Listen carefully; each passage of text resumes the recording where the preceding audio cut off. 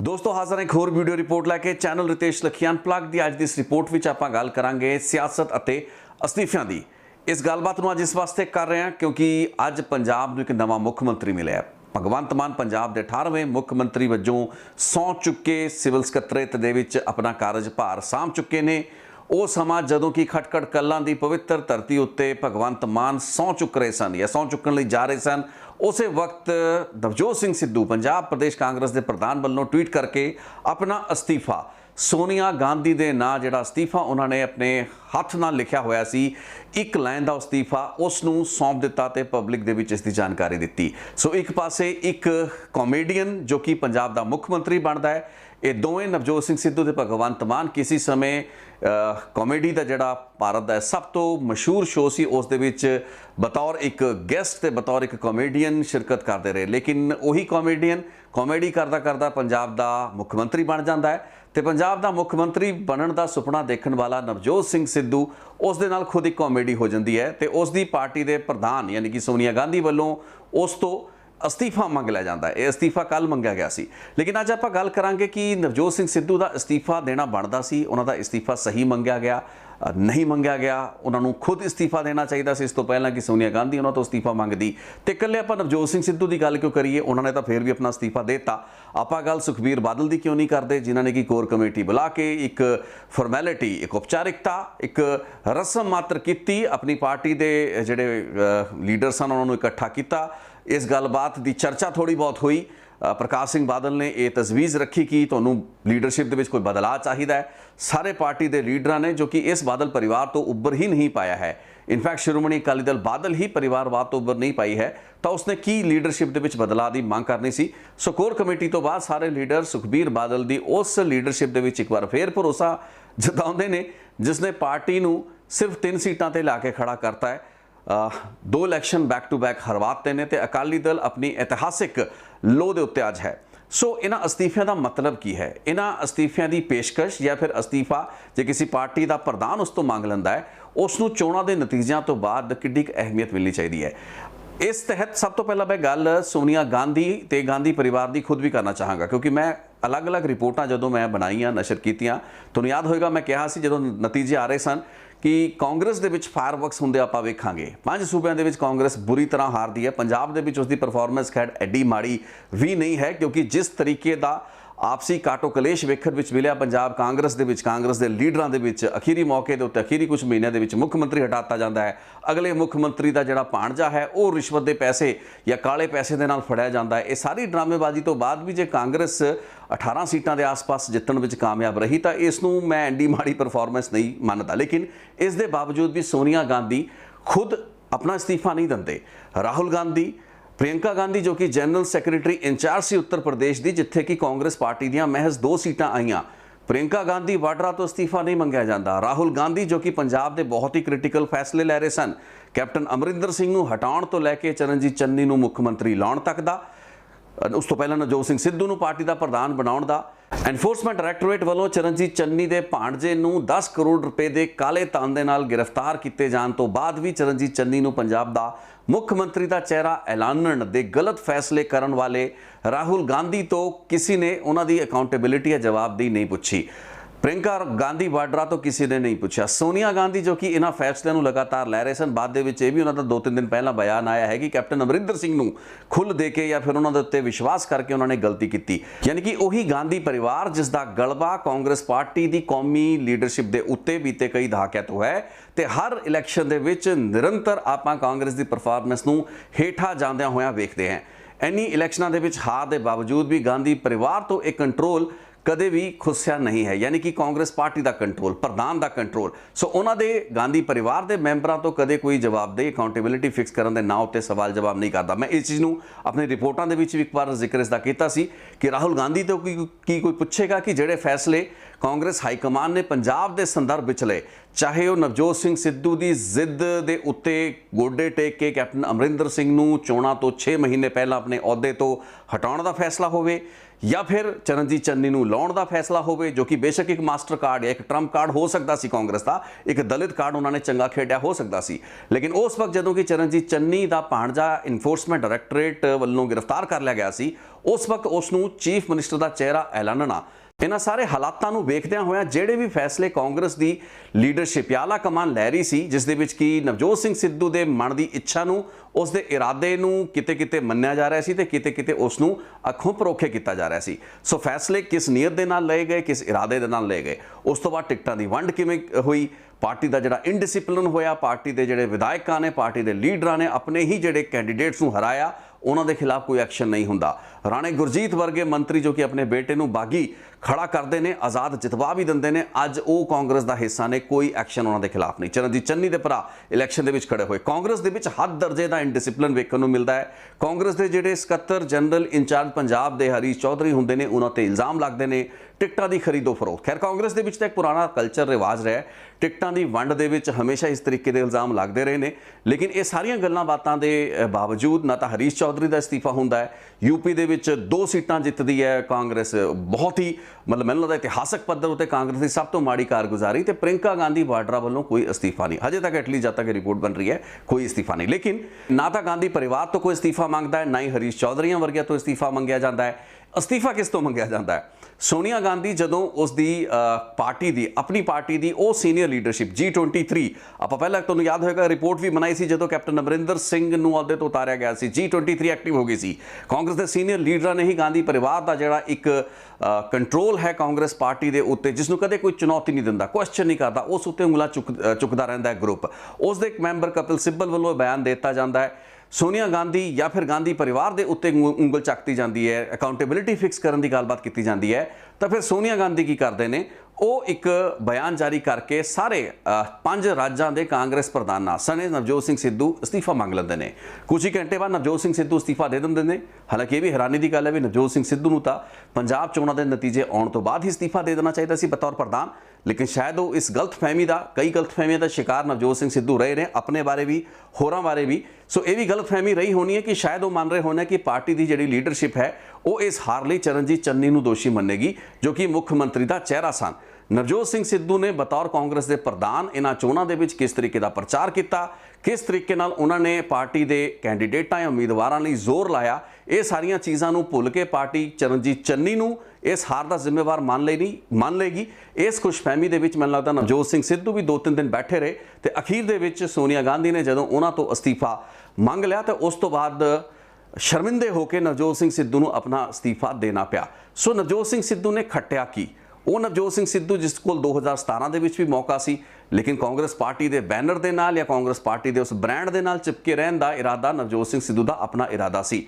ਅੱਜ ਕਾਂਗਰਸ ਦੀ ਜਿਹੜੀ ਹਾਰ ਸ਼ਿਕਸਤ ਪੰਜਾਬ ਦੇ ਵਿੱਚ ਹੋਈ ਹੈ, ਮੈਂ ਪੂਰੇ ਦੇਸ਼ ਦੀ ਗੱਲ ਨਹੀਂ ਕਰ ਰਿਹਾ, ਦੇਸ਼ ਦੇ ਵਿੱਚ ਤਾਂ ਕਾਂਗਰਸ ਦੀ ਹਾਰ ਦੇ ਲਈ ਕਾਂਗਰਸ ਦੀ ਲੀਡਰਸ਼ਿਪ ਜਾਂ ਫਿਰ ਗਾਂਧੀ ਪਰਿਵਾਰ ਦੇ ਉੱਤੇ ਸਵਾਲ ਚੁੱਕੇ ਜਾਣੇ ਚਾਹੀਦੇ ਨੇ ਅੱਜ, ਲੇਕਿਨ ਪੰਜਾਬ ਦੀ ਹਾਰ ਦੇ ਵਿੱਚ ਭਾਵੇਂ ਨਵਜੋਤ ਸਿੰਘ ਸਿੱਧੂ ਦੀ ਐਡੀ ਵੱਡੀ ਭੂਮਿਕਾ ਨਾ ਰਹੀ ਹੋਵੇ, ਲੇਕਿਨ ਉਹਨਾਂ ਦੀ ਭੂਮਿਕਾ ਕਿਤੇ ਵੀ ਘੱਟ ਵੀ ਨਹੀਂ ਸੀ। ਸੋ ਜੇ ਅਸਤੀਫੇ ਦੀ ਗੱਲ ਹੀ ਹੈ ਤਾਂ ਉਹਨਾਂ ਤੋਂ ਅਸਤੀਫਾ ਮੰਗਣ ਦੀ ਲੋੜ ਕਿਸੇ ਨੂੰ ਨਹੀਂ ਪੈਣੀ ਚਾਹੀਦੀ ਸੀ। ਰਾਧਾ ਨਵਜੋਤ ਸਿੰਘ ਸਿੱਧੂ ਜੇ ਖੁਦ ਜ਼ਿੰਮੇਵਾਰੀ ਕਬੂਲਦੇ ਹੋਏ ਅਸਤੀਫਾ ਦੇ ਦਿੰਦੇ, ਫਿਰ ਬੇਸ਼ੱਕ ਉਹ ਚਾਹੇ ਮੁੱਖ ਮੰਤਰੀ ਦਾ ਚਿਹਰਾ ਸਨ ਜਾਂ ਨਹੀਂ ਸਨ, ਇਹ ਮੁੱਦਾ ਨਹੀਂ ਸੀ। ਮੁੱਦਾ ਇਹ ਸੀ ਕਿ ਤੁਸੀਂ ਨੈਤਿਕਤਾ ਦਾ ਤਕਾਜ਼ੇ ਉੱਤੇ ਕੀ ਇਸ ਚੀਜ਼ ਨੂੰ ਕਬੂਲਦੇ ਹੋ ਕਿ ਤੁਹਾਡੀ ਪ੍ਰਧਾਨਗੀ ਹੇਠ ਇਲੈਕਸ਼ਨ ਲੜਿਆ ਗਿਆ। ਜੇ ਤੁਸੀਂ ਅੱਧੇ ਪਚੱਧੇ ਹੋ ਕੇ, ਅੱਧੇ ਮਨ ਦੇ ਨਾਲ ਕਿਸੇ ਰੈਲੀ ਦੇ ਵਿੱਚ ਪ੍ਰਿੰਕਾ ਗਾਂਧੀ ਦੀ ਹਾਜ਼ਰੀ ਦੇ ਵਿੱਚ ਤੁਸੀਂ ਜਨਤਾ ਨੂੰ ਸੰਬੋਧਨ ਨਹੀਂ ਕਰਦੇ ਹੋ, ਤੇ ਅਗਲੇ ਦਿਨ ਰਾਹੁਲ ਗਾਂਧੀ ਦੀ ਪ੍ਰੈਜ਼ੈਂਸ ਦੇ ਵਿੱਚ ਤੁਸੀਂ ਰੈਲੀ ਨੂੰ ਸੰਬੋਧਨ ਕਰ ਰਹੇ ਹੁੰਦੇ ਹੋ। ਸੋ ਸਿੱਧੂ ਵਰਗੇ ਅਜਿਹੇ ਲੀਡਰਾਂ ਜਿਨ੍ਹਾਂ ਦੀ ਆਪਣੀ ਭਰੋਸੇਯੋਗਤਾ ਜਾਂ ਉਹਨਾਂ ਦੀ ਆਪਣੀ ਜਿਹੜੀ ਕ੍ਰੈਡੀਬਿਲਿਟੀ ਹੈ ਆਪਣੀ ਗੱਲਬਾਤ ਉੱਤੇ ਖੜਨ ਦੀ, ਉਸ ਉੱਤੇ ਬੜੇ ਵੱਡੇ ਸਵਾਲ ਸਮੇਂ-ਸਮੇਂ ਉੱਤੇ ਖੜੇ ਹੁੰਦੇ ਰਹੇ ਨੇ, ਅੱਜ ਉਹਨਾਂ ਨੂੰ ਵੀ ਨਾਮੋਸ਼ੀ ਦਾ ਸਾਹਮਣਾ ਕਰਨਾ ਪਿਆ ਹੈ। ਬਿਹਤਰ ਹੁੰਦਾ, ਮੈਨੂੰ ਨਵਜੋਤ ਸਿੰਘ ਸਿੱਧੂ ਲਈ ਬੁਰਾ ਇਸ ਵਾਸਤੇ ਵੀ ਲੱਗ ਰਿਹਾ ਕਿ ਉਹ ਨਤੀਜਿਆਂ ਤੋਂ ਬਾਅਦ ਉਹਨਾਂ ਨੂੰ ਫੌਰਨ ਆਪਣਾ ਅਸਤੀਫਾ ਦੇ ਦੇਣਾ ਚਾਹੀਦਾ ਸੀ, ਚਾਹੇ ਉਹਨਾਂ ਦੀ ਭੂਮਿਕਾ ਸੀ ਇਸ ਹਾਰ ਦੇ ਵਿੱਚ, ਉਹਨਾਂ ਦਾ ਰੋਲ ਸੀ ਜਾਂ ਨਹੀਂ ਸੀ। ਲੇਕਿਨ ਇਸ ਚੀਜ਼ ਨੂੰ ਬਿਨਾਂ ਤੁਸੀਂ ਹਾਈਲਾਈਟ ਕੀਤੇ, ਤੇ ਜੇ ਅਸਤੀਫਾ ਦਿੱਤਾ ਹੈ ਤਾਂ ਇਟ ਮੀਨਸ ਤੁਸੀਂ ਆਪਣੀ ਨੈਤਿਕ ਜ਼ਿੰਮੇਵਾਰੀ ਕਬੂਲ ਰਹੇ ਹੋ ਤੇ ਕਿਸੇ ਦੇ ਮੰਗੇ ਤੇ ਅਸਤੀਫਾ ਦੇ ਰਹੇ ਹੋ। ਜੇ ਅਜਿਹੀ ਗੱਲ ਨਹੀਂ ਸੀ ਤਾਂ ਇਸ ਚੀਜ਼ ਨੂੰ ਵੀ ਫਿਰ ਹਾਈਲਾਈਟ ਆਉਣ ਵਾਲੇ ਦਿਨਾਂ ਦੇ ਵਿੱਚ ਆਪਾਂ ਉਮੀਦ ਕਰਦੇ ਹਾਂ ਕਿ ਨਵਜੋਤ ਸਿੰਘ ਸਿੱਧੂ ਕਰਨਗੇ ਕਿ ਪੰਜਾਬ ਦੇ ਵਿੱਚ ਕਾਂਗਰਸ ਦੀ ਹੋਈ ਇਸ ਹਾਰ जिसने अदरवाइज होना ही सी। दुर्गत कांग्रेस की होनी काफ़ी हद तक तय ही सी। जिस तरीके नाल इनडिसिपलिन सी, पार्टी चोण लड़ रही सी, लीडर की आपस दे विच बनती नहीं पई सी। नवजोत सिंह सिद्धू तो अपने शरीर हत्थां, अपनी बॉडी हिस्ट्रॉनिक्स के उत्ते, अपनी हरकतां, अपनी जुबान के उत्ते कंट्रोल नहीं सी। चरणजीत चन्नी का अपने रिश्तेदारों के उत्ते कंट्रोल नहीं सी। होर जिहड़े लीडर हैगे ने, सिर कटागू मन्ने जाते हैगे ने, उन्हां दा भी अपने रिश्तेदारों ते कंट्रोल नहीं सी। तो सारे लीडर कांग्रेस दे विच विरोधियों तो नाल घट ते अपने आप दे नाल ज़्यादा लड़ते हुए नज़र आ रही सी। सो ये तो होना ही सी। तो जे पार्टी नूं इकट्ठा लैके कोई अगे नहीं तुर पाया तो उस दे विच कल्ला चरणजीत चन्नी ही क्यों, नवजोत सिंह सिद्धू क्यों नहीं। लेकिन अज दा सवाल वड्डा ये है कि नवजोत सिंह सिद्धू वर्गे सूबे दे प्रधानां तो इस्तीफे मंगने सौखे ने, लेकिन कांग्रेस की हाईकमान या गांधी परिवार के किसी मैंबर तो हरीश चौधरी वर्गे सकत्तर जनरल इंचार्ज जिन्होंने टिकटां की वंड दे विच भी एक अहम भूमिका अदा की ते इल्ज़ाम भी उन्होंने लगे, अज उन्होंने बारे कोई सवाल क्यों नहीं खड़े करता। सो ये तो गल कांग्रेस की रही जिस दे विच इस्तीफे मंगे जा रहे हैं, इस्तीफे दे जा रहे हैं। कई लोग इस्तीफा देना नहीं चाह रहे तो कई लोग इस्तीफे कभी भी नहीं देंगे। सो कांग्रेस इस तरीके नाल एक म्यूजियम की पार्टी आने वाले कुछ सालों के विच बन सकती है जे गांधी परिवार तो यही रवैया तो वतीरा कंटिन्यू रहा। कौमी सियासत की आपां गल ना करिए, मैं तो सिर्फ पंजाब के झरोखे तो जे देखने की कोशिश करा तो पंजाब दे विच जो कुछ भी डिसीजन मेकिंग कांग्रेस की रही, AICC की रही, उस विच बहुत वड्डियां कमियां खामियां सन। सो काफ़ी हद तक जिम्मेवारी खुद कांग्रेस की हाई कमांड की लीडरशिप नूं लैनी चाहिए सी। आपां हुण अकाली दल ते आ जांदे हां। रिवायती पार्टी उही परिवारवाद की जिहड़ी बीमारी कांग्रेस दे विच हैगी है या कांग्रेस नूं लगी हुई है, उसी परिवारवाद की बीमारी तो ग्रस्त है शिरोमणी अकाली दल। सो अकाली दल भी खाना पूर्ति, अखां विच घट्टा झोकण लई, वर्करां दी, लोकां दी एक रस्म अदा करन लई एक कोर कमेटी की बैठक सद लैंदा है। छोटे मोटे मुद्दों तो लैके वड्डे वड्डे मुद्दों तक कोर कमेटी हुंदी रहिंदी है, लेकिन इस वक्त अकाली दल के अपने वजूद का सवाल उन्होंने सामने खड़ा है। चोण राजनीति के पक्षों इतिहासिक पद्धर उत्ते अकाली दल जिन्नी नीवें इस वक्त जा चुका है, उसके रिवाइवल ते उसनूं मुड़ सुरजीत करना इलैक्टोरली एक बहुत बड़ा चैलेंज ते चुनौती है। लेकिन फिर भी इस दे बावजूद कोर कमेटी के जिहड़े भी अकाली दल के लीडर शामिल होंदे ने, उन्हां दे विच पार्टी दी या खास करके बादल परिवार के प्रति जिहड़ी वफादारी है वो इस तरीके नाल रची बसी है कि किसी ने इस हार लई, पार्टी की इस दुर्गत लई, जिस दे विच कि कली इन्हां चोणां दे विच हार ही शामिल नहीं है, बल्कि इस दे पिछे एक लंबा चौड़ा बीते तकरीबन 6-7 सालां दा घटनाक्रम है, जिस दे विच कि बेदबियां तो पहलां ते बेदबियां तो बाद लगातार अकाली दल के पंथक क्रेडेंशियल नूं लग रहा खोरा एक बहुत बड़ा फैक्टर सी, जिसने कि अकाली दल के वोट बैंक, वो वोट बेस जो कि अकाली दल तो कदे टुटिया नहीं सी करदा, उसनूं हुण पार्टी तो बिल्कुल अलग करता है। तो इसकी जिम्मेवारी किसदी है? पार्टी दे विच नीतियां कौन तय करता है? कि पार्टी के प्रधान सुखबीर बादल नूं इस्तीफा नहीं सी देना चाहिए? एक ऑफर करके प्रकाश सिंह बादल इस तजवीज़ नूं कोर कमेटी विच रखते हैं तो पार्टी के सारे लीडर कह देंगे ने भी सुखबीर बादल साडे लई एक ठीक प्रधान ने, तो सारी हार की जिहड़ी जिम्मेवारी है वो समूची अकाली दल की लीडरशिप नूं इकट्ठे रल मिल के लेनी चाहिए, ना कि ठीकरा सिर्फ सुखबीर बादल के सिर उत्ते पन्निया जाए। छोटे मोटे सुझाव पार्टी के विच इंट्रा पार्टी डेमोक्रेसी इस तरीके की खाना पूर्ति के नाँ के उत्ते कई तजवीज़ां जिहड़े लीडर हैगे ने वो औपचारिकता मात्र या फॉर्मैलिटी सेक लई करते हैं, लेकिन इस दे बावजूद भी एक सही चिंतन ते मंथन अकाली दल भी नहीं कर पाया, क्योंकि मुद्दा बड़ा क्लीयर है। अकाली दल दे विच अकाली दल का प्रधान कौन बन सकता है बादल परिवार तो इलावा? कि अजिही लीडरशिप, कि अजिही मैच्योर लीडरशिप अकाली दल दे विच है भी? तो इस दे नाल ही जुड़िया होया ते इस तो भी महत्वपूर्ण पक्ष तो यह है कि बादल परिवार अकाली दल की यह चौधर, शिरोमणी अकाली दल बादल की यह चौधर अपने हथों खुस्सण दे भी सकता है कि नहीं? ठीक है, सरकार नहीं बनी, पार्टी की दुर्गत हो गई, लेकिन SGPC वर्गियां जथेबंदियां इंस्टीट्यूशन तो अज भी अकाली दल के हथ विच ही ने। अकाल तख्त साहब के जथेदार नूं किस नूं थापना है, वो सारे के सारे जिहड़े धार्मिक जिहड़े अदारे हैगे ने उन्हां दे उत्ते कंट्रोल की एक जिहड़ी कुंजी है वो तो अकाली दल के बादल परिवार कोल ही है। सो इन्हां हालातां दे विच ताकत नूं अपने कोलों कौन जान देगा? सुखबीर बादल अकाली दल के अहुदे तो या प्रधानगी के अहुदे तो इस्तीफा दे देन, ये बहुत ही मुश्किल गलबात सी।